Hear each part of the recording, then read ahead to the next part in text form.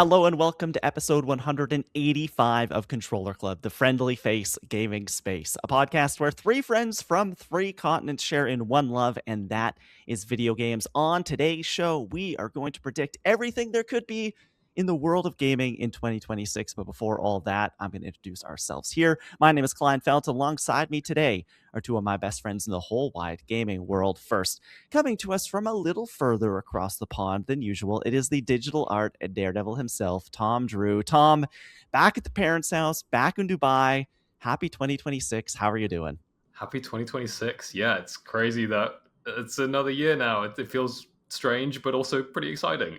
Yeah, back in the parents' house, like you mentioned. Off camera, you can't see it if you're watching the YouTube version, but below me is just like so much Lego on the floor that I've been like sorting out for the past like week. I'm glad you can't see any of that because it's rough out here.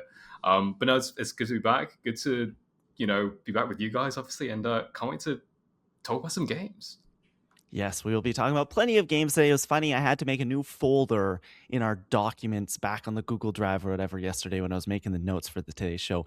We are entering this is the fourth calendar year with Controller Club's episodes in it, which is absolutely nuts to think about.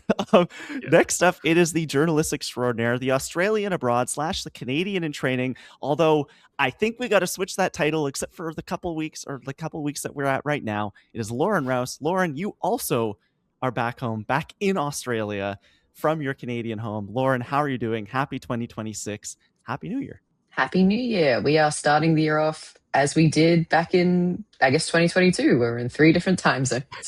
And I'm up early, so I hope I have energy today. Yeah, you're sounding like you have a little more energy than when we used to come to you on Monday mornings before your workday, would record a podcast, and then you would graciously go to work. So we're going to have some fun today. We're going to do the 2026 gaming predictions. Before we get to all that, though, I do want to shout out all the wonderful content that Tom Drew has been putting out over the last couple of weeks. If you missed it, even though we were off and we did not have any quote unquote new episodes of podcasts for you over the Christmas break, there are plenty of segments and pullouts, little clips from the show over on our TikTok, Instagram, YouTube, as well as an almost 4 hour, I think it's like 3 hours and 40 minutes long Yeah.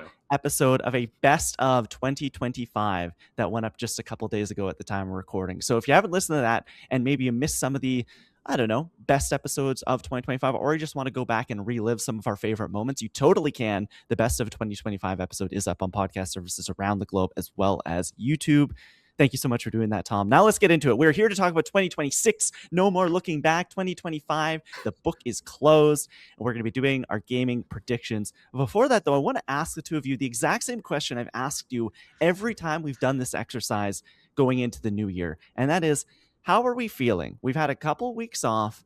Maybe we've had a bit of time to maybe play some things we missed in 2025, had 2025 marinate a little bit. How are we feeling coming into the world of gaming in 2026? Tom, how are you feeling as we enter this new calendar year? I'm feeling excited, but also very scared, or I guess intimidated is probably the better word, just because compared to I can't remember what I said last year, even though I edited that the highlight video or whatever highlight podcast. I don't remember specifically what I said in terms of like how I was feeling about 2025, but I felt like with last year at the start of the year, it definitely felt a bit more like blue sky, like oh, this could be anything. Like we didn't really know that much, and then as the year went on, like games just like accelerated. The back half of 2025 was just an insane kind of release period. This year feels a bit different because it just seems like there's so much coming out. It feels quite like backloaded as well. You got like Wolverine, you got like GTA 6. Maybe that'll come up this episode. All these other games and plenty other games like in the meantime as well. That I'm like, God, how are we going to get to all of these? So it's scary, but I'm excited to see what like they have in store, because it almost feels like, as long as these games are great, which I'm sure a lot of these will be, I feel like it's going to be another like banger of year in terms of the gaming space. So I'm excited to like try it all out and just see what this year has in store for all that. Lauren, what about you? Yeah, kind of similarly, I do think that 2025 was like a really hard year it's going to be a really hard year to top. because even us personally, like we had a great year in gaming, going to PAX, doing all these like fun things that we hadn't done before. So I don't know how we're going to top that this year. And just like there were so many games that we weren't sure if we're going to come out that did kind of almost surprise drop, which made just like elevated the whole year. And it was very hard to pick winners in last year's Game of the Year episode. But you know, I think this year's going to be better. I just am looking at the calendar. I'm seeing the things that are coming out, the things that might come out, even just in content land in general. Like it's a huge year for TV and movies as well. And I just am feeling positive about all the great things that we're going to get to experience this year. And those are just the things that you know about, Lauren. I think the number one thing that I think about looking back at 2025 was, yes, we knew there were some big things coming last year. We had, I'm trying to think, we had big games get announced and released like Borderlands 4, or even knowing that the Switch 2 was going to come out was such a big deal. But it was those surprises that I think captured us and really carried us over 2025. We knew Clair Obscur was going to be a big deal, or we knew about it. We saw it. It looked impressive at this point last year, but we did not know quite the cultural impact that it was going to have. We had no idea that Hollow Knight Silksong was going to come out. We had no idea that like Dispatch was going to be, Lauren, your favorite game of the year. It was going to be many people's favorite title of 2025. And I think right now, yes, we have a whole calendar of games already. There's GTA, Wolverine, Lego Batman, all sorts of James Bond, all sorts of these great titles. But it's those things that's like, where is this year's? I mean, this year's Hollow Knight Silksong. That's a pretty lofty bar to reach. But like, where is that surprise thing that comes out of nowhere and is like, whoa? Like, I either wasn't expecting this to release this year, or I had this wasn't on my radar at all, and now it's one of my favorite games of the last 12 months. So I think that is really exciting. I do think that it will also be hard to cover the gaming industry this year, as it has been over the last couple of years.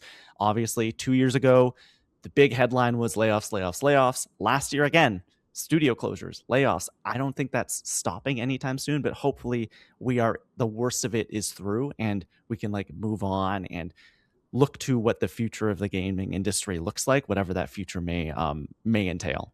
Yeah, definitely. And on your point of like a surprise, game coming out of nowhere and blowing people away, like that's what gets me really excited. Is that like, yeah, like you said, like Clair Obscur was this like indie game that did like by all means didn't really look like an indie game, but like blew everyone away. And I can't wait to see what that kind of equivalent is this year, because there could just be one singular indie developer that's like tinkering away at something, and then they just come out and blow us all away. One game like that maybe isn't like that, but it's like, a lot of people are excited for it, is Mina the Hollower, like the Shovel Knight team is working on. That's been Supposed to be a delayed a lot. 2025 game. Yeah, and now it's apparently going to come out this year, hopefully. But maybe that's the game that like comes out and people are like, oh, this is kind of revolutionary. So, and I hope it is. I hope that game's great. But yeah, can't wait to see what that mystery game or games are potentially. Well, let's get into the predictions themselves. We're going to be predicting anything and everything when it comes to the world of gaming, whether it's new announcements, reviews, movie and TV. We cover it all here on the show, so we thought we would cover it all in the predictions episode as well. If you haven't tuned into one of our predictions episodes before, it's very simple. We each today will give 5 gaming predictions for the world in 2026. We will put them in stone, we will write them down, and then my favorite part of this episode is next year at this time, we will look back at these predictions and we will give ourselves a score of how well we did out of 5 each, and that will determine the order in which we do the predictions today. So before we can start giving the predictions, we have to look back at 2025, episode 135, just over a year, or just about a year ago, 50 episodes ago, where we predicted last year in gaming. And coming in third place out of the 3 of us in 2025 in our prediction episode was Tom Drew. Tom, No. you scored. Actually, you know what? Let's go through the predictions and then I will reveal the score. Tom's 5 predictions for 2025 were: number 1, the Minecraft movie will be good. That means a 70 plus on Rotten Tomatoes. It has a 55. Number 2, Insomniac Games will release a new game in 2025. That also did not happen. Number 3, This is a good one. Nintendo Switch 2 will launch with Pokemon Legends ZA, Metroid Prime 4, it'll be cross-gen, and Hades 2, a 3D Mario game will not launch with it, but will come out in the fall. I mean, you were close. Yeah, if the 3D Mario, if you take that out of the prediction, I think you could maybe argue like some wiggle room on that, but like with that in, that's like It didn't launch with crazy. Pokemon. It didn't launch with Metroid. It didn't launch with Yeah, Hades. but you could argue it's like launch year, I launch guess, window, sure. Launch window, Yeah. but yeah, that was rough. I shouldn't have been so specific. Jesus. Your fourth prediction is a full reveal for the next Halo game will come during the summer. Oh my god. The next Halo game was announced this fall. It is the latest remake of the first game, Combat Remastered. I forget what it's called. Yeah, whatever it's called. But we still do not know what the next Halo game is. Yeah. So We've close. only seen like Unreal Engine kind of tech demos or whatever, but yeah. I mean, I don't know. I was doing that for Halo fans, but I couldn't conjure it. And the fifth and final prediction of Tom Drew's for 2025 was a Sonic Adventure remake is announced. Womp womp. So Tom, that was for you, Klein. I'm sorry. Yeah, it's okay. We might be revisiting that one later. Okay. Tom, sorry, you got 0 out of 5. Next up, there's a tie for the first place in our predictions game. Oh, the first time ever. We'll go to me first. The first prediction I had last year, The Last of Us Season 2 is not the highest rated gaming adaptation of 2025. This was rather controversial at the time, and it wasn't. It was beaten by Devil May Cry, actually, which has a 96% on Rotten Tomatoes versus The Last of Us Season 2, I think mid-80s. Number 2, Valve will announce a new Half-Life game. I was on it before it, and it didn't happen, but those rumors right in December, it looked like it was going to happen. Number 3, Switch 2 will launch with an Elden Ring Game of the Year edition. I'm surprised like the Elden Ring Game of the Year is coming. It just hasn't come out yet, but I'm surprised I could grab that. Number 4, a Halo and or Gears game will be announced coming to PlayStation. Both of those happened. We got the Gears of War Remastered and the upcoming Halo Remaster coming this year. And then my fifth prediction, a full-scale Ocarina of Time remake will be announced and set for release in 2026 to coincide with the franchise's 40th anniversary. That didn't happen, so I got a 2 out of 5. You might have just been a year early. We shall see. I know. Sometimes you gotta be a dream. With a few of these. I don't want to show my hand, but I did write down basically the same prediction on my notes for today without even looking at this. If you want to make it again, go ahead. I might. Okay. Next up, it is Lauren. Your 5 predictions. Number 1, The Last of Us Season 2 will win an Emmy at the main ceremony. Did not happen. Nope. GTA 6 will come out and be Game of the Year at the Game Awards. Nope. It's still almost a year away. Next up, Marvel's Wolverine will get a new trailer and a release date that is not 2025. Boom. 2026, wow. Lauren, you called it. You did it. Beat for beat. And next up, in 2025, Helldivers 2 will release a 4th faction. And then we wrote down bonus. It's a crossover with Alien or Predator. You got that. They released a 4th faction in 2025. That is your second point. They didn't. As far as I could tell from my research, they did. No, they didn't. Really? Never mind. You're in second place. And last up, cut myself, but it didn't happen. Oh, really? Okay. I don't know what I was looking at. And number 5, Ashley Johnson will be announced as having a role in Intergalactic. Still has not happened. Yeah, I think I'm a year early on that. Yeah, that's 1 out of 5. Okay, I could have sworn the Helldivers thing. Anyways, okay, we have it set. Tom, you came in 3rd. Lauren 2nd. Me 1st. So we will do that order. It is not a snake draft like we've done with any of our drafts. It's just we go around, we go around, we go around. I will start. Lauren will go 2nd. Tom, you will go 3rd. Are we ready to go? Let's do it. Okay. Where do I want to go? Do I want to be bold? Do I want to do a sure thing? Do I want points on the board? Do I play the game? I think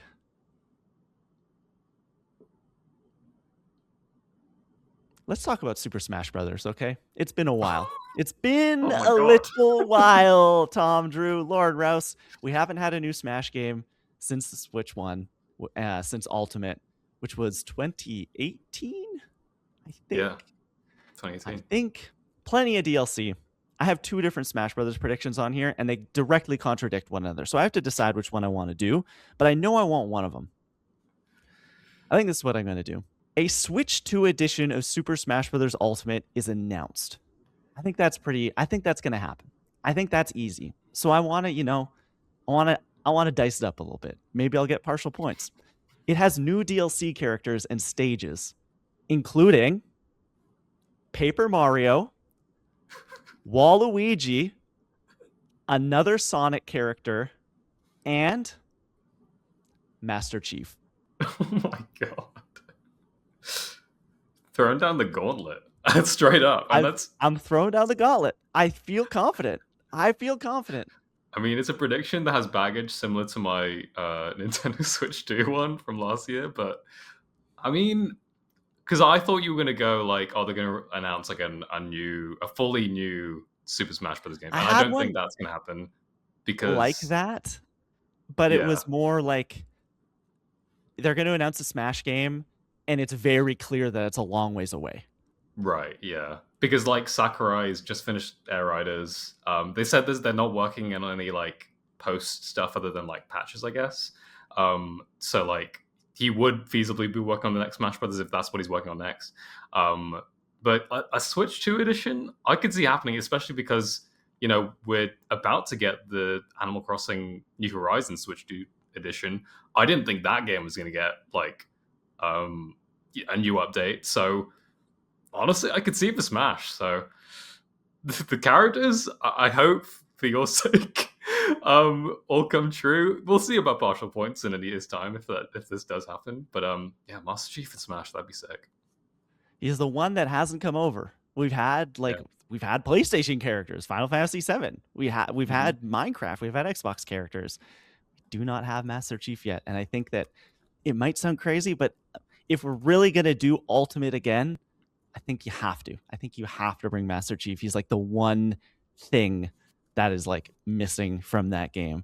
And also Smash Ultimate, just like from a Switch 2 perspective, it hasn't had like one of the big updates or anything yet. Like we haven't had Mhm. even the smaller patches or anything to make it play a little bit better. It hasn't had any of those big things yet, and it's one of the few Nintendo games that hasn't. So I think they're holding back for something. So a new version for Switch 2 with some DLC characters or like an upgrade sort of deal, like with Breath of the Wild. I think it just makes sense. Lauren, do you think he's crazy, or do you think this is feasible? I don't think it's crazy. Like all the reasons you just said seem logical to me. Like, we saw the Animal Crossing Switch 2 version get announced and have a bunch of new things. This could also be kind of like an end of life update for the Switch 2. Makes sense that they would like recycle their old content a little bit, but give it a bit of a new coat of paint. That's what they've been doing. So, not crazy at all. Okay, Lauren, are you ready with your first prediction? Yes, I think so. I think I'm going to go with something that got me the point last year, with a similar framework. But I think I'm going to go with this year. Marvel's Blade will be revealed, but it's not coming out this year. Likely Okay. 2027, but I'm not willing to put a number on it. Mm. Okay. I think that's logical. I think that we have to hear from this game eventually. That's kind of how I am. I think there's going to be a couple Yeah. games we talk about today. It's like eventually they have to announce this games or reveal it. So why not now? Yeah, I think it's been a few years since we've heard from it. Sort of similar to Wolverine. It was like announced and then it disappeared into the ether as they worked on it. And people are sort of like, hey, are you still doing this? And they're like, yeah, we're still doing it. But I think now it's time to be like, here's what we've been doing, just to, particularly as it's going to be a big year for Marvel games. So I think they want to put their stamp on it and be like, we're still here. Yeah, definitely. And I think like because yeah, we will supposedly have Marvel 1943 coming out this year, Wolverine's coming out this year, Marvel Tokon's coming out this year. So it is a packed year already for Marvel games. So yeah, fitting Blade into that probably isn't feasible. So I could definitely see it. Probably next year. And like you said, it's probably about time. And given your track record of predicting that Wolverine thing out, like I believe it from that alone. So I hope it's this year, or gets announced this year. That'd be pretty exciting. Laura knows that Marvel beat. She's just Yeah. she's plugged in. She's got her Kevin sources. Feige is in her ear, telling her telling all these secrets. Okay, Tom, your first prediction. Oh man. Okay. I really don't know where to go because some of these are a bit crazy. But maybe I'll start off with a controversial one. It's the first one I have here, and it's in big bold lettering. I'm predicting that Grand Theft Auto 6 is getting delayed. There's no way. There is no way. Boo. I would say there was no way maybe a year ago, but the fact that it got delayed again. So are you saying delayed that, out of 2026? Yeah, I'm saying delayed to next year. Maybe not like late next year, but I could see it getting delayed to early 2027. I don't know if I'm fully confident in its release at this point. And like for me, like I'm excited for the game. I can wait. I know a lot of people can't, but I don't know. I could be wrong. Given my track record, we'll go back to my track record. I got everything wrong last year. So for everyone else's sake, I hope it's the same thing this time, and then I'm completely wrong. But I don't know. I'm putting it on the board just to be interesting, just to see what happens. I don't know. We'll see. I think that a GTA 6 is such a monolith, is such a financial buoy for 2K and Take-Two that if it gets delayed again, I genuinely believe there will be like massive, even bigger financial ramifications than the last couple of delays because stockholders will be like, okay, it's done. Like I think they physically have to release it in 2026 or it could mean financial ruin for the people making the game. Yeah, maybe.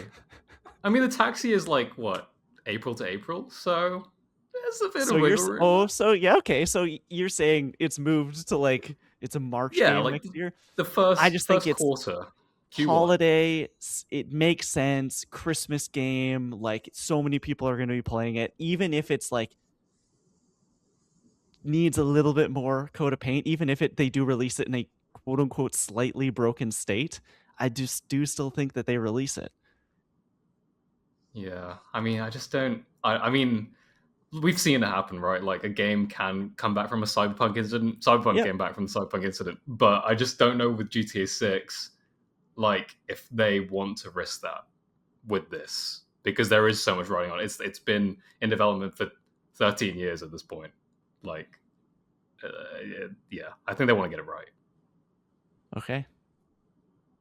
GTA 6. I think so too, but I just feel like them delaying it a whole year was them giving themselves room. I'm hoping that they're like, we are actually going to be done in March, and then we're having 6 months of polish and prep. But who knows? Only the people at Rockstar know. It's reportedly been like content complete for over a year now, and it's just been polishing. So I mean, it's a big game. Like there's a lot of polishing to go on, but I have to imagine it's going to be done. But it's on the board. Okay. Oh man. I think I'm going to get points for this one. I don't know if you guys have been keeping up with the rumor sphere over the last couple of weeks, Christmas time. There's been a game that people are talking about that I'm surprised is getting brought up when it comes to new content, but it is. The Witcher 3.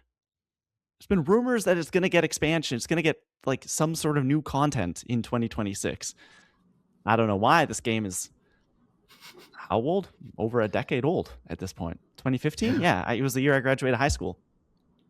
But I think I think there is smoke and I think there is fire. So I'm going to say a new story expansion for The Witcher 3 is announced. But because there's rumors there already, I feel like that might be like too easy. So here's what this expansion is going to be. You are going to play as Ciri and it's going to lead directly into The Witcher 4.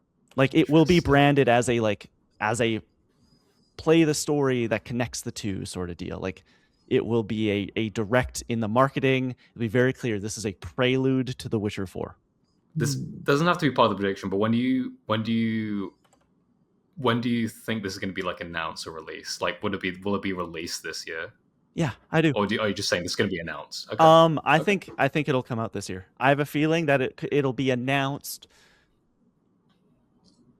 It'll be announced probably in the next like 3 months. Let's say before the end of March, and will release between May and July. Yeah. I could see it happening because I do think the like connect the stories thing is a good idea. I'm not sure if that would be part of Witcher 3. I could see them doing like a demo for Witcher 4 and that's what it is. Or it's just a Witcher something. Maybe they don't put a number on it and then eventually they re-release Witcher 3 and that's part of it as before Witcher 4 and it's like a new complete edition or something like that. But interesting for sure. Yeah. When, I don't know. We don't know when the game's coming out, right? So like No. this. So like they could release this, and then it's like, oh, there's another 3 years until you can play Witcher Yeah. 4 or something. But yeah, it's possible. I mean, like, I think it would be a cool way to market the game for sure.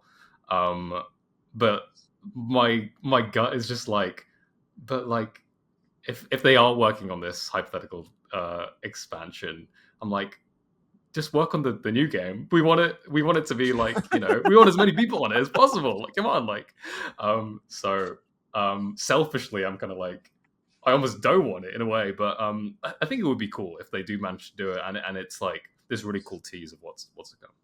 Okay, Lauren, your second prediction. All right. I think I'll also go with something that's a few years old that have been rumors about. It could be a this year thing. It might end up being years down the track, but I feel like this year is right. I think that Bethesda will announce a Fallout New Vegas remaster. I think that's happening at some point. Ooh. I think it's time because of Fallout Season 2. The interest is very high. And I think it's either been like sneakily being worked on for so long in the background that it's now ready and they're just waiting for the right time, or they will see the appetite from the show and be like, okay, we really need to get this moving and try and have it done before that momentum dies out. So I think that's coming, and I think it's coming this year. I won't end up using it, but I did have on my list that a Fallout 3 remaster will be announced, not Fallout New Vegas, because season Right. 3 of the show was going to go to the Commonwealth. Like in my mind, like I'm predicting that.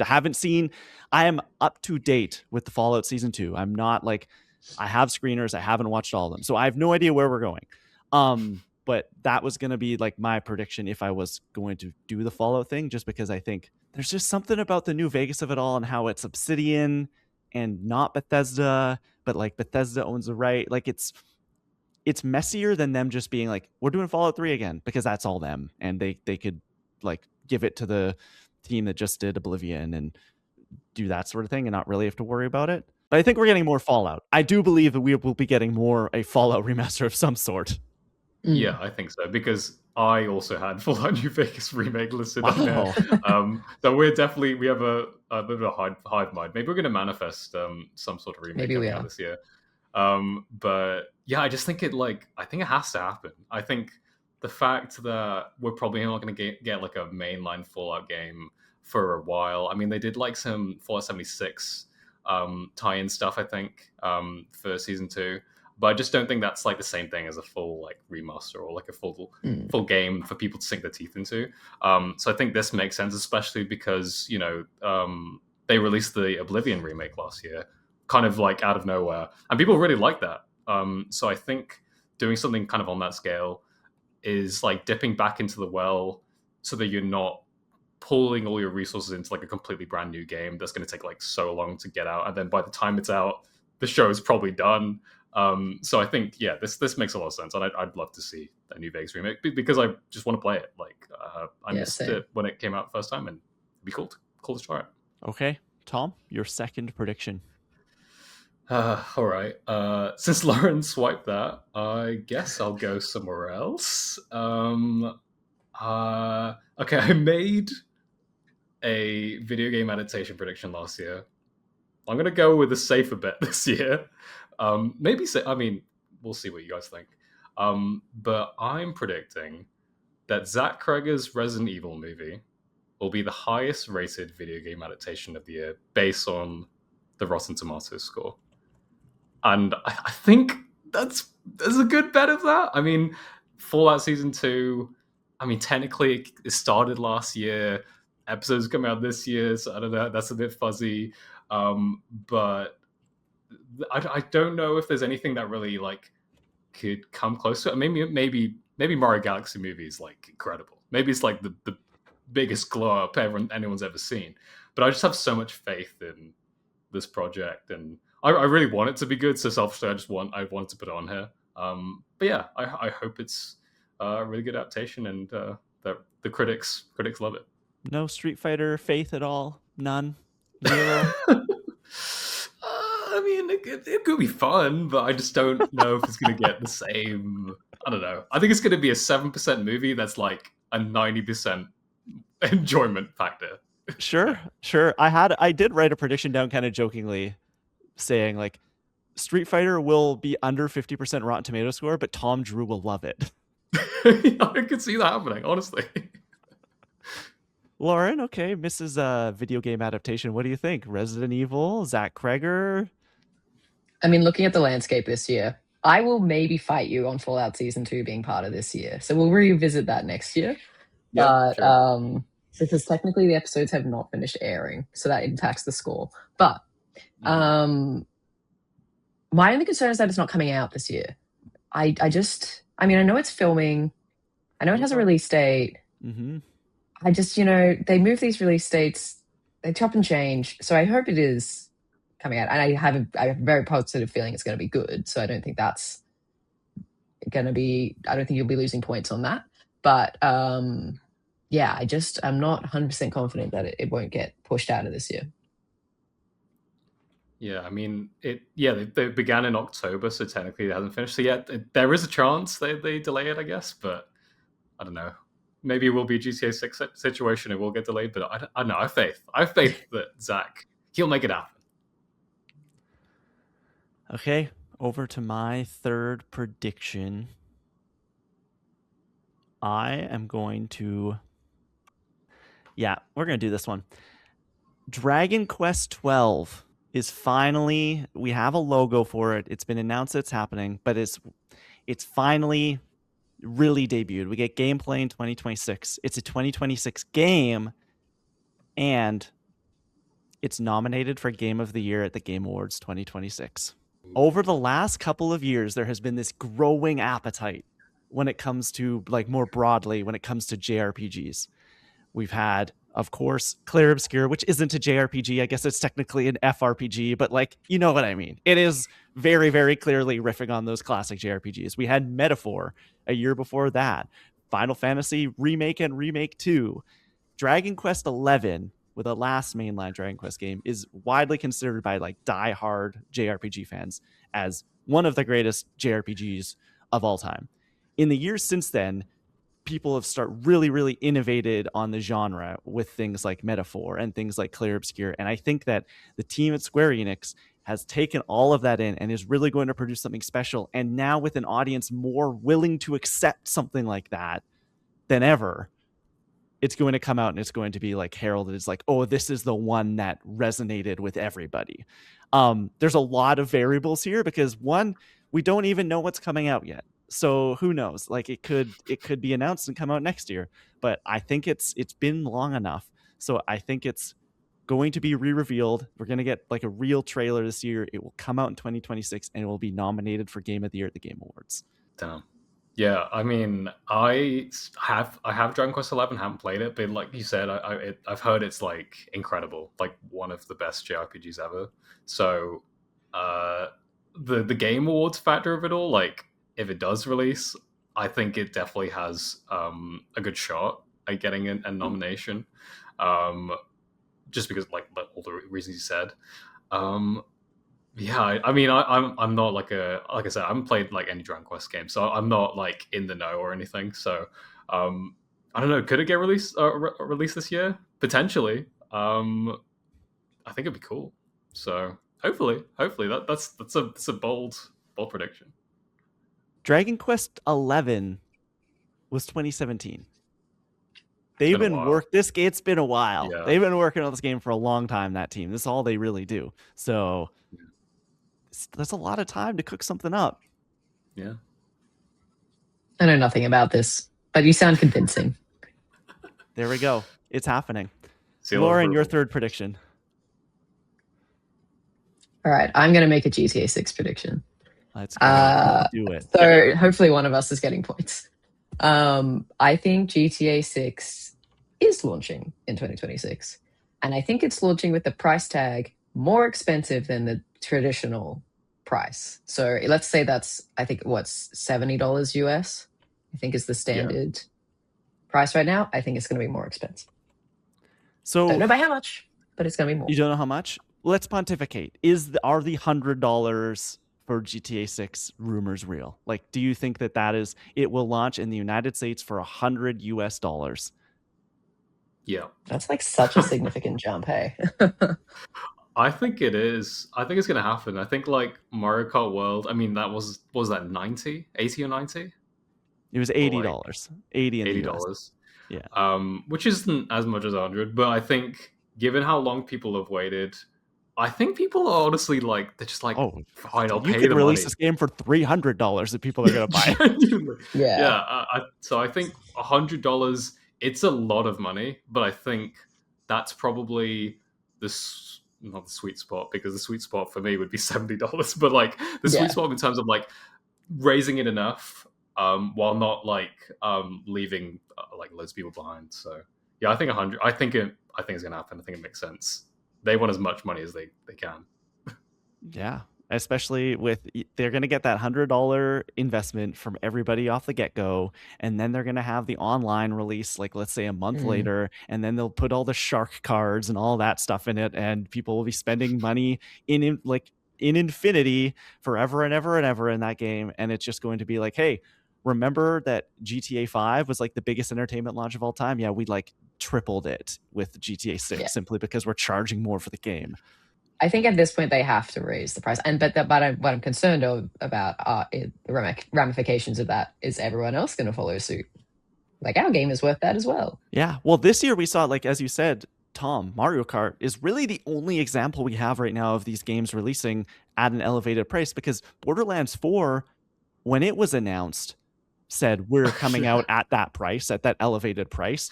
Randy Pitchford was like, our game's worth it. If you want to play it, you'll get a second job. It's worth the money.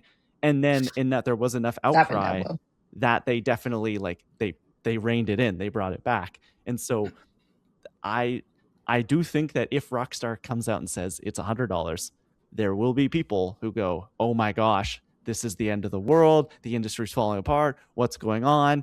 There's going to be outcry. But then they're going to be there day one with their credit cards ready to swipe. Like, that's the right. Like, I just don't think Rockstar's backing down from any decision like that. 100%. And like, well, yeah, 2K is Take-Two, right?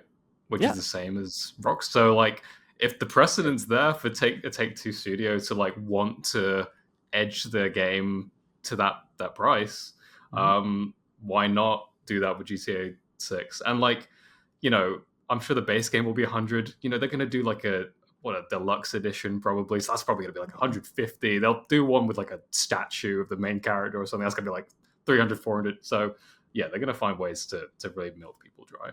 And then they're going to charge $100 again when they re-release it, the actual version that runs at 60 frames per second and looks as good as it possibly could on the PS6 in a couple of years. And, and then obviously, again, it'll be $120 when the PS7 comes out, and this game's just going to live on for generation after generation.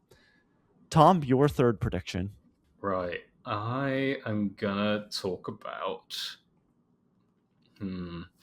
Klein, you talked about... a Nintendo game at the start of this, Smash Bros. I'm going to talk about another Nintendo game, Animal Crossing. I know we're getting the Switch 2 edition this year.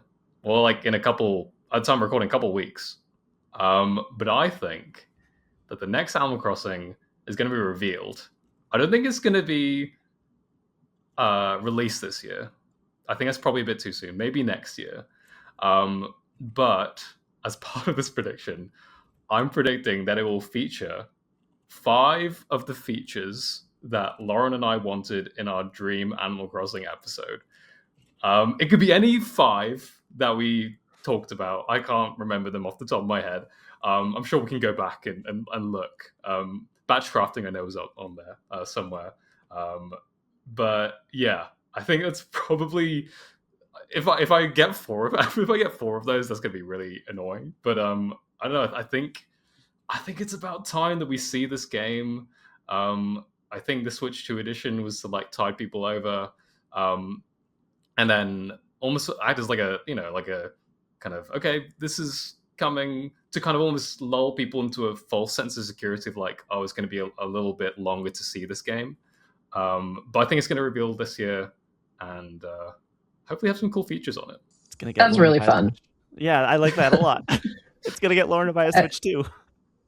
Yeah, of course. Of course. No one can make that prediction if Animal Crossing comes out. Animal Crossing 2 or whatever it's called. Yeah, I think your biggest risk is that it's been revealed, because we don't know, that could happen anytime. But I like the idea that it's like going to link to our old episode, because I think we made some good suggestions there. Definitely. I think it makes Nintendo sense. watched it. Totally, Yeah. they definitely did. Yeah, they watched the podcast episode.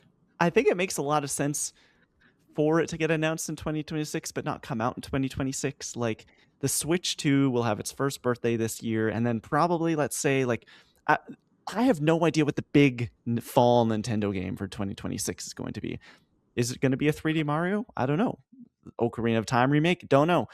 But having that like third year thing be Animal Crossing, that's massive. Like, that will be a like, hey, that first wave of purchasers have now been enjoying their Switch 2, and we need to get more Switch 2s out in the wild. Boom. Animal Crossing 2027, maybe fall, 7 years after, or not fall, spring, 7 years after the last one came out. And then you're going to get like a whole second wave of people buying in 3 years into the console's life. Well, that's kind of what they did with New Horizons, right? It was about 3 years in that it came out, 2020. Or I guess it'd be 2 years. Does that make sense? Yeah. It'd be the beginning of year 3. Yeah. Yeah. For sure. And then Nintendo will invent a new pandemic to make us all play it. Yes. Yeah. There we go. So cozy. Yeah, it'd be so nice. Who put that yeah, bad it just in makes that sense wet market? It was Nintendo. Oh my god. We're not alleging anything here. Yo, no. Nintendo, chill. But no, like, it just makes sense as like, yeah, like to have that as a temple. Yeah, Klein, you mentioned like fall of this year. I think the big fall game is going to be Pokemon. I mean, they're probably going to do Gen 10? Gen 10 Winter Waves is the like was rumored. I just think it's about time that we get another Pokemon game. I know we just call Legends ZA, but that's not really like a full experience in many senses of the phrase. But and we'll probably get something else too. But yeah, I think Animal Crossing, it just makes sense for that to come out next year, hopefully. Speaking of long-awaited games, let's talk about what our friend Cory Barlog is doing over at PlayStation. What is he doing? He said it's not another God of War. It's something new. So I think we will see something. It will be announced. Cory Barlog's next game will be announced from Sony Santa Monica. It has nothing to do with God of War. And just for fun, I think it's going to be a mix of sci-fi and fantasy. I don't know what that looks like or what that means, but there was rumors a long time ago, or not even rumors, they were confirmed to be doing it. Sony Santa Monica was working on a game before they did the God of War reboot with the creator of Battlestar Galactica as a straight kind of sci-fi thing. That got canceled, scrapped. They went and did God of War. I still think there's a want to do something completely different from anything they've done before there. But with Intergalactic on the horizon, I don't know if PlayStation does two just kind of straight across sci-fi video games. So I think it's going to have a unique twist on it. And to me, mixing like, I don't know, space travel and like knights in shining armor kind of sounds like a cool Sony Santa Monica-esque concept. Yeah, I mean, we got to see this game at some point, right? So why That's the not? thing. There's so many studios at PlayStation, and we know Naughty Dog. That's kind of it, and Insomniac. Yeah, that's it. It's the thing. I mean, like, we got a bunch of multiplayer stuff that's maybe happening, maybe not happening. Concord's still on the horizon. Marathon 2026. Here it comes. Yeah. Oh not Concourse Marathon. Sorry, I don't mean to besmirch Para Marathon's name. Games, that's Um, still out there. Mm. games, that's true, with no dollar sign anymore. Yeah, I think they put the I'm. dollar sign back. Oh, I'm they put pretty it. sure they added it Okay. back. Oh, thank God, I'm back in. I'm so back in fair games. Yeah, I just want to see what they're doing. I mean, like, I would love a new God of War, obviously, but like, I do love a big swing. So I just want to see what kind of creative new spin they could do it. Like you said, like Intergalactic does kind of muddy it because that does feel like, yeah, like a big studio like this kind of deviating and doing its own interesting thing. Um, but I don't know. Maybe they could make it work. I think it'd be cool. So to be clear, like Cory Barlog's still at Sony Santa Monica. You're suggesting they're working on something else alongside God of War?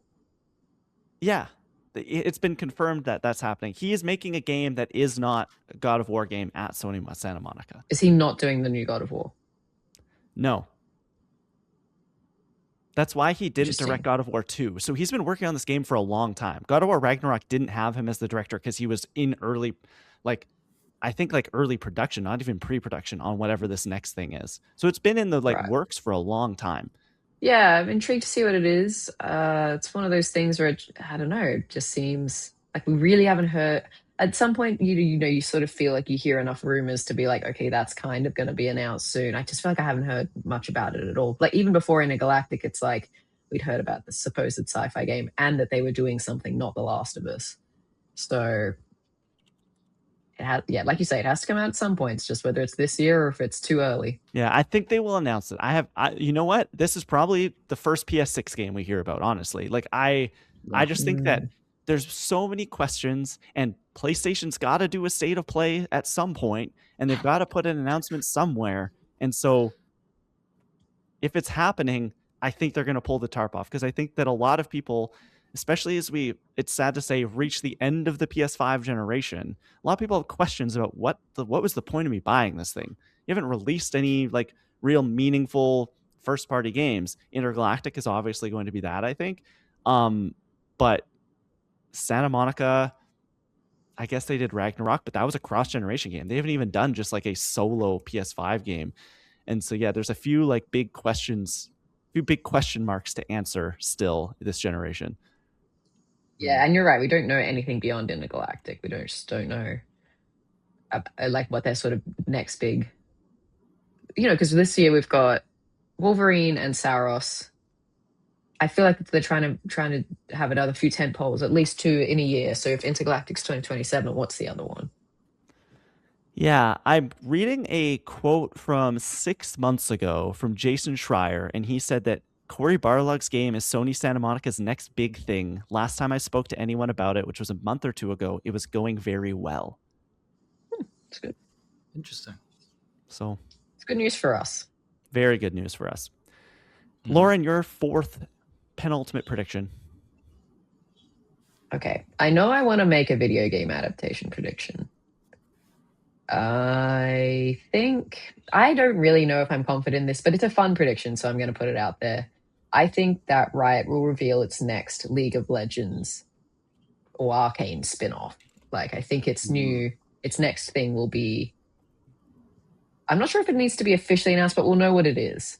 So whether that is the live action thing they were working on, whether it is a sort of semi sequel to Arcane in the same style, like Fortiche is working on it, or whether it's a completely new studio that they're partnering with on a League of Legends adaptation. I think we're hearing something more in the League of Legends video game adaptation world. Surprised it hasn't happened yet. Yeah. Well, we were pretty hot off the release of Season 2 last year, but I think now they've had a year to settle with that. And maybe now's the time to be like, are we doing this thing or not? Yeah, I think like my only quibble is like that. Yeah, Fortiche is like working on this Penelope of Sparta movie. I think that's been in the works for at least a few years at this point. Although it's probably I don't know how long the production's been, but like it's probably and it's like closer to the end than it is to the beginning at this point probably. So I think they would probably be able to close the book on that and then potentially work on another Arcane thing. I don't know how all their teams are like either. I know they do like all the music videos for Arcane or for League as well. So they probably Mm. have multiple different teams working at the same time. So I'm sure there's also probably people tinkering away at what the next Arcane thing will be. But yeah, I could see it. Like I think it would be cool to know what's next and to see like what like area of League they kind of go to, whether it's Noctis or like some other. I don't know the League lore that well, but like something crazy. So yeah, it's possible. I'd love this to be true. I'd love to see what they're working on next. Do you think that Fortiche is the one that's doing it? Well, so I mean, it doesn't have to be Fortiche. Yeah, I know. I guess so. I'm just like, Yeah. I think having they a will do something else, but I think I think Riot also is looking at options outside of just Fortiche. Like I think there was like a live action thing on the table at some point, whether they pursue that or not, whether they have partnered with another studio, whether they do it internally, something like that. Like I know the financials was a big conversation around when Arcane was out, but I think the value is there. I think we have proven that. As an audience. So I hope they don't give up on doing it, because it was like we all loved it. It's just like people, maybe it didn't hit the huge broad audience. Like it actually did win things at the Emmys. Like it got nominated in all the animation categories and things like that. But I still think like when I say to people, oh, have you seen Arcane? They'll be like, what's that? So yeah, it hasn't quite permeated the huge cultural sphere, but I think the people who know, and they really like it. everyone who gives it a try falls in love with it. It's just a matter of bringing it to the right people. Tom, your fourth prediction? Okay. This is another one that like people are gonna look back on this, maybe clip it, maybe be like, this guy's an idiot. Get the TikTok camera ready. Exactly. But and yeah, like I said before in the show, look at my track record. It's terrible, but I'm gonna go for it anyway. Next year is the 20th anniversary of Mother 3. My prediction is that Mother 3 is finally going to be released and localized in English. They already have it on the Nintendo Switch Online in Japan. Like it's already on there, and you can play it in Japanese. If you're in the Japan region. But the game has notoriously never been localized in English.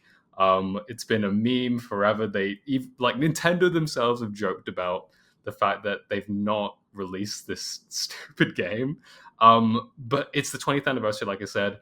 I think if they're gonna do it, now is the time to finally go back to it. Or else we may never see an official like translation for this game, which would be sad because I want to play Mother 3 and I want to play Earthbound, and I feel like if I don't want to touch Earthbound until this happens. Maybe it never happens. Maybe I'll never play Earthbound, but my pact is that if this does get announced, I will go back and play Earthbound and I'll play this. So maybe it is insane to think this is a possibility, but I'm going to put it out there. Maybe it'll happen. Just to be clear, when you say next year's the 20th anniversary, you mean 2027 is the 20th anniversary? 2026 is the... Oh, so okay. I mean this year. I'm in 2025 brain still. Nah, dude, we're in the future now. Yeah, it's crazy. I don't think this is insane, but also like I've been a Mother 3 truther for a very long time. So who's to say how real my thoughts can be, or how seriously my thoughts can be taken? But it feels like it has to happen. Yeah, like, come on. If Half-Life 3 can happen, Mother 3 can happen. Like, please. Please. And I don't know what we're talking about. Yeah, I figured. And are we saying it's just a localized version? Like there's no bells and whistles, it's not a remake. Are you purchasing this thing? Is it a part of Switch Online? Yeah, it's no HD 2D. I think it's probably just going to be like a straight localization. Yeah, they'll probably throw it on Switch Online. I would imagine. Maybe be Virtual Console, but like they haven't really brought back Virtual Console or anything. Yeah, for Lauren's sake, this is basically just like this really old JRPG that has just notoriously never been. It released in Japan and is like a big cult following. behind it, but Nintendo just seemingly does not want to like release it in English. I think I could be wrong, but I think there's been evidence of like there've been maybe some kind of like behind the scenes work on that, but they just never came to fruition. So fans have been wanting Right. this for so long, and maybe this year's the year. I don't know. Okay. Hoping this for you. Maybe. We'll see. We'll see. I'd like to have faith, but who knows? Okay. My last one. I feel like I've been crazy this year, but I gonna keep going. I don't think I'm getting any points, but this is the universe I want to live in. Over the Christmas break, I went down a bit of a rabbit hole thinking about what am I gonna predict in 2026? And something I kept coming back to was like, who could I put in a Hideo Kojima project? Because this man loves celebrities, loves them. He shows up with someone on an Instagram feed, and then 2 months later, it's like, hey, guess what? Elle Fanning is in blah blah blah, or hey, I'm hanging out with the Church's crew, and now their music is all over Death Stranding, and all these people. I think Hideo Kojima will announce the lead of Fizzant in 2026, which is his new Metal Gear game. Essentially, it's like that's what he's calling it. He's called it a mix of multimedia, whatever it's going to be. I think it's going to be a stealth action game, but it's going to have a big celebrity be the face of it. And there's one guy that this dude hasn't actually posted any photos with, hasn't met yet, but he will not shut up about him. It's Jacob Elordi. I think Jacob Elordi will be the lead of Fizzant, Hideo Kojima's favorite movie of 2025, Guillermo del Toro's Frankenstein. He loves Euphoria. All he ever does, whenever Jacob Elordi does anything, he tweets about how much he loves this man. So, Jacob Elordi is going to be the next Solid Snake-esque character in the Hideo Kojima canon. And I thought, could it be Chalamet? I don't think Chalamet's got it. I think Elordi is much more fit to play the kind of character that would be like a Metal Gear Solid Snake kind of dude. Yeah. That's all I got. Okay. I like it. Yeah, me too. Jacob Elordi, known gamer. He was playing his Switch while he got his makeup done for Frankenstein. So I could see him being like, yeah, I'd like to be part of a video game project. And Kojima is someone who's like, I think falls into his sort of like, he likes visionaries and working with them. So I could see him saying yes. I think that's cool. Yeah. And I think like, the rumors were like that is Rob Pattinson. We talked about it last year that like, people were like analyzing the teaser image and like putting Rob Pattinson's face next to it. But I think Jacob Elordi like almost fits that similar kind of mold. You could say he is like the next generation Robert Pattinson, really. Yeah. Genuinely. Yeah. So I like it a lot. I like everything I've seen Jacob Elordi in. I hope this is the case. I mean, like you said, like I just saw today like that. I don't know if it was recent. I don't think it was recent, but like he posted a picture with like Jack Quaid, or Jack Quaid posted a picture with him or something, and I was like thinking like, is that where you're gonna go, Klein? Is like, are you gonna pick Jack Quaid? I don't think it's gonna be him.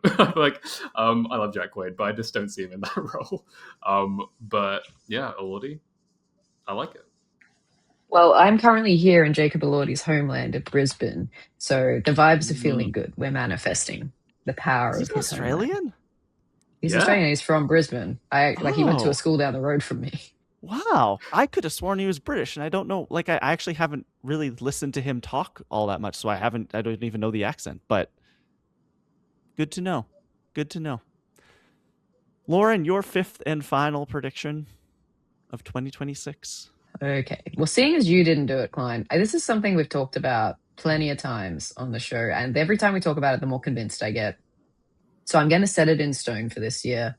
Half-Life 3 is coming out with the Steam machine. Is it called Half-Life 3? That's the only thing that I was like, is it Half-Life 3? Is it called? Do I have to get the name exactly correct? It's up to you. It's your prediction. The next entry into the Half-Life franchise will come out with the Steam machine, is what you're saying, yeah. I don't I don't think they can release this game and not call it Half-Life 3. Like, if it is Half-Life 3, like that would just be, I don't know. It would ruin their I know they SEO. released I know they released Half-Life Alex, but like, yeah, for the SEO alone, please just call it Half-Life 3. For Google Discover purposes, it has to be called Half-Life 3. Exactly. Yeah. No, I had this on my list too, and like I think it will happen. The fact that it didn't happen towards the end of last year is still kind of crazy to me, just because of how much fervor was around it.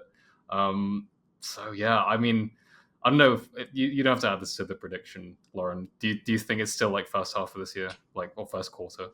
Like, Well, this is my concern with the prediction is I think that the actual like the Half-Life 3 thing with the Steam machine is feasible. My concern is that the Steam machine's not coming out this year. So that could ruin the prediction, but because there's been rumors of like, it was revealed, but then they never set a date on it. Are they having production issues in the back end with getting parts for it? So that could be the problem. So yeah, maybe it actually ends up being like a latter half of the year thing, if anything. The more I think about the Steam machine, the more I'm like, man, like this just like this makes sense to me. I feel I wouldn't be surprised if we left 2026 and I have a Steam machine under my TV. I'm just like putting it out there, and I'm going full Steam because I have a little like this little handheld I have it set up so I can play my Steam games on it. Not all of them play on it because it's like underpowered, but it's been so nice to be like, oh, like I have a game on my computer. I can pick it up over here and play that. Then to be able to just pop it on the TV. Yeah, I'm missing out on my PlayStation exclusives and Nintendo exclusives and Xbox exclusives, but like, I don't know. I wouldn't be surprised if I walk away 2026 with one of those little boxes. I love the idea. It's like, because I don't have a PC and my Mac is not really capable of playing all the Steam games. So I'm like, I want to be able to play them. So I like the idea if it's priced reasonably. Yeah, it's probably going to be like $1,000, and that Then it's a no. Then it's a no. Tom, your fifth and final prediction. After you said that, maybe my final prediction is that you're going to buy a Steam machine. No, that's not going to be what it is. No, I'm trying to buy a house first, but we'll see. Yeah, you got to sort that out first. Where do I want to go? I think, I could go with like a relatively safe bet. Maybe we'll do, I don't know, we could do maybe like a couple honorable mention. Yeah, for sure. Yeah. But this one's going to be for me. I'm predicting something about Wolverine. This is so stupid. If you know anything about me on the show, I love the X-Men. But there's one guy that I love the most, and his name's Cyclops. Damn. Well, Morph can turn into Cyclops if he wants to. I'm predicting that Cyclops will be in Wolverine. And like when I say will be in Wolverine, I'm saying more than a cameo, like kind of like you can talk to him. Wow. You might not do much with him, but like you can talk to him. He's maybe in a cutscene or two, and he's like not a substantial role, but like he's around. He's there. Yeah. Huh. So like, are we talking? And this is to compare to another Insomniac game. Are we talking like the pigeon guy from Spider-Man level of character, right? Yeah, like does he have a mission arc? Yeah, we'll call it. Okay. Yeah, we'll say he's the pigeon guy equivalent. I forget his name. He had a really really touching story. The second one, like rest in peace, pigeon guy. But yeah, I think his name was Howard. It totally sounds Harold, right? Howard. Yeah. That makes sense, Tom. I think there's going to be some X-Men in here. My Wolverine prediction was going to be that there's no other mainline X-Men in the game until after the credits, and that like this all takes place leading into his first interaction with like the X-Men team. See, that would kill me. I would be so sad. I'd be so upset. I think the only thing that's preventing that is like he has the yellow costume, right? So like, I mean, he could. It's a new world. We can do anything. I don't know. I guess. But then, I mean, maybe I'll quickly look this up. Does he have the X on his belt like he usually does? I actually don't know.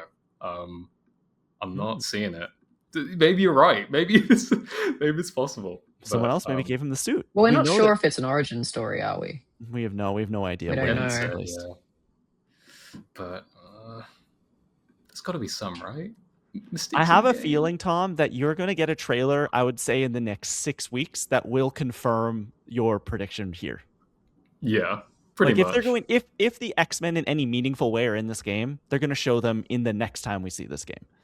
Yeah, and they'll show Yeah. at least a couple of them if they are. So, Yeah. Here's hoping, please. Okay. There it is. All 5 of our predictions on the board. Before we run through them, do we want to have? Does anyone have any honorable mentions we want to mention here?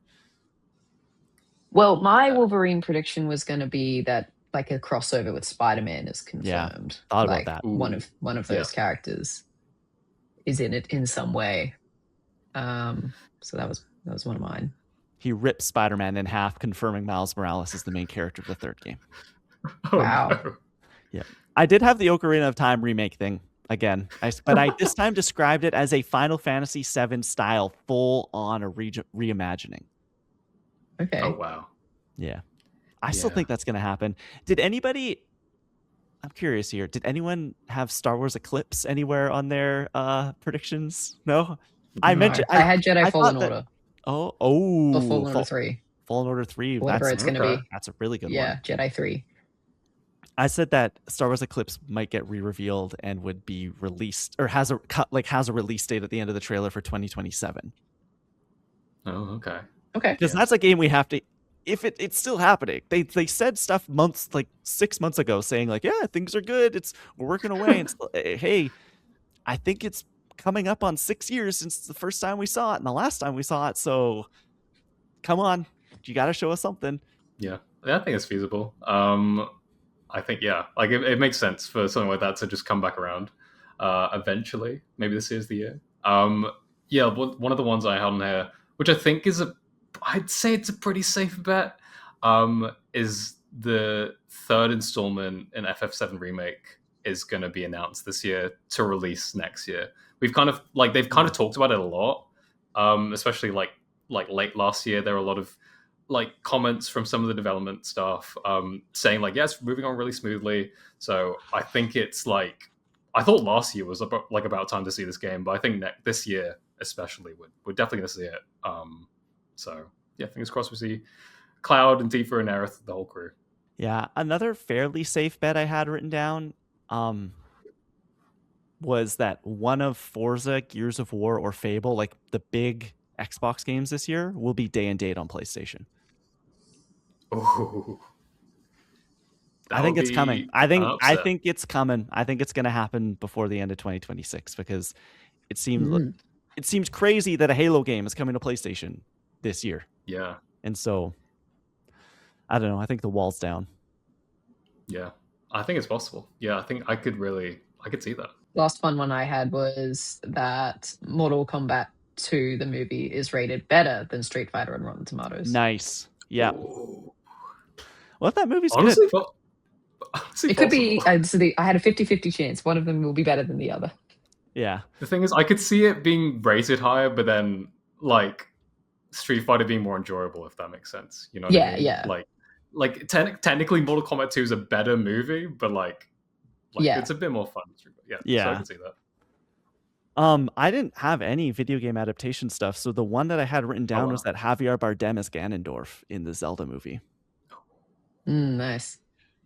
Yeah, that casting's just sitting there for him. Yeah, come on, he's got to do it. Yeah, that'd be sick. The last one I had here was I know we just had Air Riders, but I was looking back at Kirby games, because I was trying to think of what you were saying, Klein, what the next big fall game is for Nintendo, because we have, like I said, we have Pokemon, but there's probably gonna be another one. I was thinking maybe it's a Kirby game, a new mainline one, because Forgotten Land was 2022, and that's 4 years, so that's about the span of time between Kirby games previously. So maybe there's gonna be a Kirby game. I was thought about Zelda as well, but I still think it's probably too early for another 2D game, because Echoes of Wisdom was only 2 years ago, and next 3D games probably ages away. But that Ocarina of Time remake, maybe that is the thing. I don't know. 40th anniversary. You didn't predict it properly, but I think it's possible, honestly. Okay, let's run through our predictions and then we'll get through what we've been playing. My 5 predictions were a Switch 2 edition of Smash Bros. Ultimate will be announced. It has new DLC characters and stages, including Paper Mario, Waluigi, another Sonic character, and yes, Master Chief. Number 2, that's I just say that sounds crazy. Number 2, a new story expansion for The Witcher 3 is announced. You can play as Ciri, and it leads directly into Witcher 4. Number 3, Dragon Quest 12 will be re-revealed. It will come out in 2026 and will be nominated for Game of the Year at Jeff Keighley's Game Awards. Number 4, Cory Barlog's next game from Sony Santa Monica is announced, and it has nothing to do with God of War. It has a unique mix of sci-fi and fantasy. And then number 5, Hideo Kojima reveals that Jacob Elordi is the lead of Fizzant. Tom, what were your 5 predictions? Yeah, so mine were number 1, GTA 6 will be delayed out of 2026. Number 2, Zach Cregger's Resident Evil movie will be the highest rated video game adaptation of 2026 based on Rotten Tomatoes score. 3, the next Animal Crossing will be revealed and it will feature at least 5 of the features from our Dream Animal Crossing sequel episode. 4, Mother 3 is announced for a localized release on Switch 2. And 5, Cyclops will be in Wolverine and it's more than just a cameo. My 5 were Marvel's Blade will be re-revealed, but it's not coming out in 2026. Bethesda will announce a Fallout New Vegas remaster. GTA 6 is coming in 2026 and will be more expensive than the normal price tag. Riot will announce its next League of Legends adaptation project, and Half-Life 3 is coming out with the Steam machine. You can let us know what you think about our predictions over on social media, as well as in the podcast comments below on the podcast on Spotify and on YouTube. You can also let us know what you've been playing. So let's get into what we've been playing before we get out of here. It has been a couple of weeks. I hope everybody's had some time to play some video games, even though all 3 of us at any given point over the last 2 weeks were out and about, vacationing, visiting home, visiting family, doing their thing. It is quite busy with the holidays. But did we get a chance to play any exciting games, Lauren? Yeah, so still have a couple of games in my backlog. I'm still playing Hades 2, played a lot of that on the 15-hour flight to Australia. I think I've beaten Kronos like 5 times now. Keep finding new builds, it's very fun. Wow. Still chipping away Ghost of Yotei, but then like Christmas this year, I was like, I just asked for video games for gifts, so I've got quite a bit of a backlog coming up now. I have some of them here, so I've got Borderlands 4, I got Death Stranding 2, and I got Indiana Jones and the Great Circle, which I did start playing over the break. And I didn't get too far into it because there was like a really bright light in our lounge room and I couldn't see what was going on because it's quite you go into a lot of tombs and catacombs and things. But so far, so good. It is still a little weird to me that it is first person, but it does sort of evoke a bit like Dishonored to me, that kind of style of game. So I'm actually quite enjoying it. I'm enjoying doing the puzzles, getting a handle on the stealth and the movement. But yeah, so far enjoying it, and I'm definitely going to see it through once I'm back. One of the gifts I got for Christmas was a couple of PlayStation like gift cards from a few different places. And so I have a good chunk of change of PlayStation money burning a hole in my pocket, and was just thinking, man, I think Indiana Jones, like, I think it's time, because it's a game that I was very much looking forward to, but never got around to. And now that it's on PlayStation, maybe, buy it, play it on the big TV. That's awesome. You are enjoying Indiana Jones so far, though. Yeah, still very early on, but it's cool. It feels like a movie, like you're playing through the movie at certain points. Very cool. Oh, it sounds like it'll fill that Uncharted void in my life just a little bit. Tom, you have written down here, you've been playing a couple games. So we're going to start with your second game, because that's a game that I have a lot of experience with. And then the other one we are crossing over, and I'd like to have a chat. Vampire Survivors. Oh, yeah. Is this your first time touching the Vampire Survivors? Yeah, it is. I had heard about Vampire Survivors for so long. I mean, yeah, I knew you play it.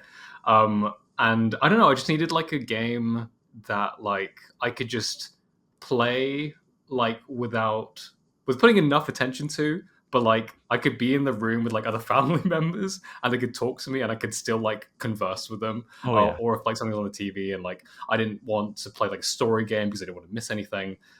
So I was like, I'm going to pick up Vampire Survivors. It's like £3 on the Nintendo eShop. Why not? And it's so good. If you're not familiar with Vampire Survivors, it's basically a game where it's like a roguelike. But you play as a player character that basically walks around a map and you do like auto damage to enemies. Basically, a bunch of enemies are like enclosing on you at all times, and you'll have like a magic like spell that you fire at enemies, or you have like daggers that you chuck at them, or you have like garlic, which is one of my favorite ones, which is basically just like a ring around you that like you can walk into enemies and it damages them. And as you damage enemies, you get more XP, and then you can level up your character, and you can get new abilities, new weapons, and basically just create insane builds to defeat as many enemies as possible, and last for as long in these arenas as you can. And it's so addictive. It's like I don't know. I remember you talking about like some roguelikes in the past, Klein, where you can just create like these insane like sicko This is builds, one of them. and this is one of them because like you can evolve your weapons into these crazy abilities. There's an Among Us. I think it's a free DLC because I have it, and it's like you get all these Among Us abilities, and some of them are crazy. Like you can turn into like the like tentacle version of the Among Us little sus guys, and like smash a bunch of people, and like you build all these abilities on top of each other, and it just creates these like you look at your gameplay and it's like what the hell am I looking at?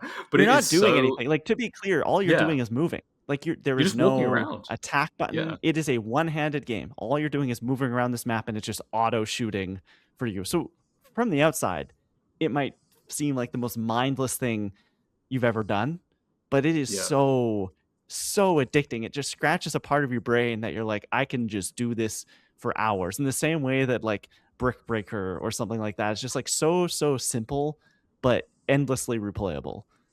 yeah, definitely. And like yeah, it just I've bought like I think there's a Castlevania DLC that I've bought. Mhm. So I've got a bunch more levels that I could try now, and a bunch of new characters. But you're constantly unlocking stuff too, so it feels like you're always progressing through. There's like not like a story or anything, but you're always getting new stuff, and like you're able to try new things. And yeah, it's just like it's just so cool to see. Like I can't believe I slept on this game for so long, but I'm really glad that I've given it a go, and it's going to be a game that I just like come back to so often now, like Balatro or even doing Hades runs. Like it's just going to be that thing that just like that everlasting gobstopper that I can come back to and just cause some havoc in. If you're looking for a game that like fills a similar void, I played Vampire Survivors when it came out and absolutely loved it. But over the holidays, I actually bought and played just a little bit of it. Ball Pit, which is the Brick Oh Breaker yeah, roguelike that I'm is playing that. very similar to Vampire Survivors, and it is like it feels very Vampire Survivors. But I haven't played a lot of it because another game has been taking away my attention. You've also been playing a lot of that game, Tom. I've started Hollow Knight Silksong. I am I am about midway through. Is it the Marrow? I Oh think. okay, Yeah. yeah, Yeah. So and you know what? Just because I wanted to see, I'd heard a lot of things about this Hunter's Grove, Hunter's Marsh. I heard yeah, that like this very early on, this is one of the like it's an optional area you can go to with the Savage Beastfly boss fight.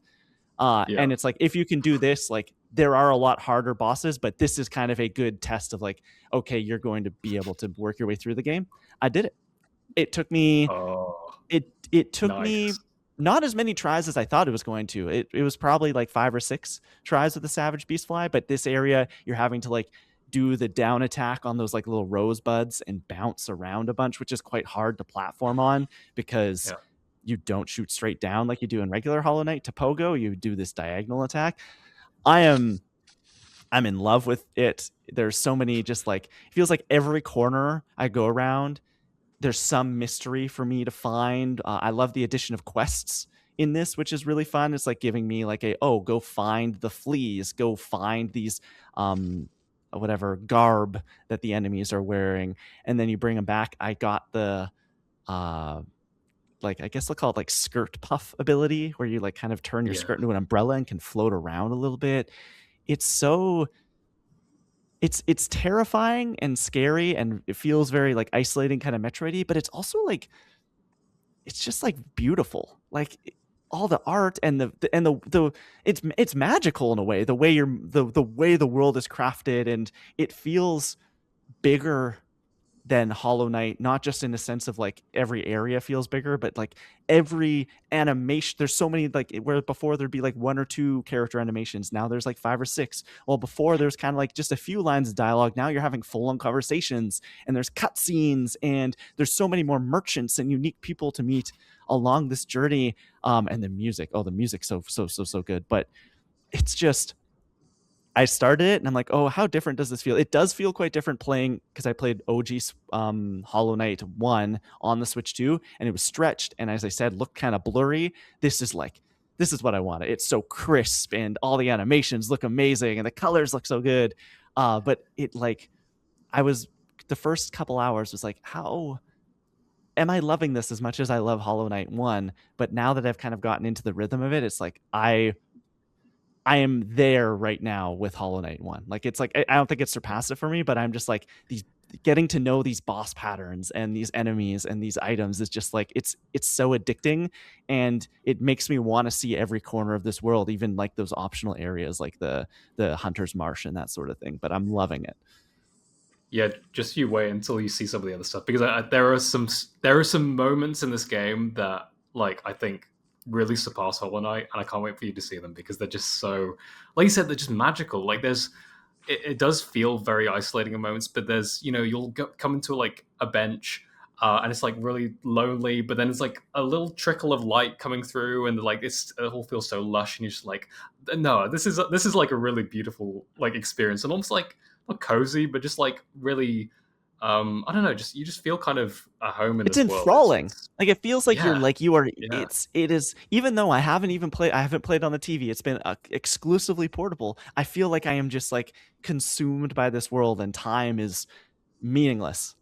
Like it's just hours are yeah, going by as I'm running around these circles and trying to find the next way to go. And I never feel like, because there are branching pathways a little more than there was in Hollow Knight 1, I never feel like I'm hitting my head against a wall too much because it's like, oh, where am I supposed to go? Oh, I smashed this wall and it opens this old secret area and that links back to here. And now I have a secret passageway down to this other world. Like it does really feel like the upgrade that everybody has said it is since it came out.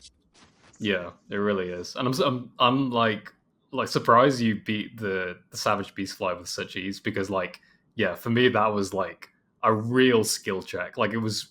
It's the thing is, it's not even a difficult boss fight. It's just like because it has the It's when attack he patterns starts are bringing in pretty those readable. smaller enemies with him, and it's like, Yeah, oh, that's then what it's throws just it off. it's enemy management. I'm like, I'm staying away from you, big dude, and just smashing the other one till it's dead, and then I can go in and hit Yeah, the other guy a couple more times. Because if you get one or yeah, two, or I think they only ever have one, but it's just like it can get very overwhelming very quickly, especially depending on the enemy that shows up. Because there's some of them that have these big, wide ranging of attacks. They can hit you, and then there's other ones that are just these little small guys that dash at you, or the little hmm beetles that kind of shoot out spikes out of their backs. So I do feel like I got lucky on the run that I did win or that I did beat him, but it felt good. I was like, yes, I thought that was going to take so yeah, much longer, but I got it.